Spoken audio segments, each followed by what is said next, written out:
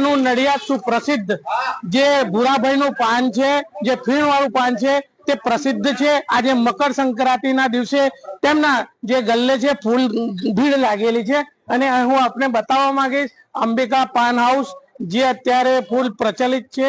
ફીણ વાળું પાન જે બનાવવામાં આવે છે તે અત્યારે એની પ્રચલિતતા એટલી બધી છે કે આ ફીણ વાળું પાન દૂર દૂરથી લોકો ખાવા આવતા હોય છે। સમગ્ર ખેડા જિલ્લામાંથી નડિયાદ થી લઈ મહેમદાવાદ, અમદાવાદ થી લોકો દૂર દૂરથી આ પાન ખાવા આવતા હોય છે। આ પ્રસિદ્ધ પાન છે, ભૂરાભાઈનું પાન છે જે ફીણ વાળું પાન બનાવવામાં આવે છે।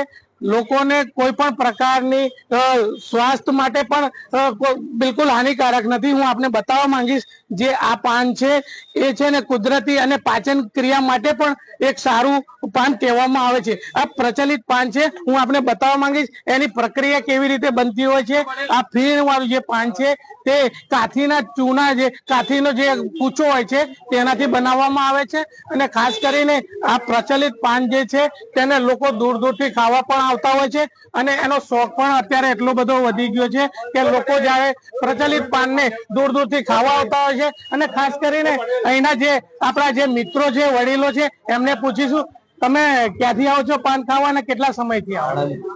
આણંદ થી આવો છો? 5 વર્ષ। હા, કેવું લાગે છે આ પાન તમને? સરસ।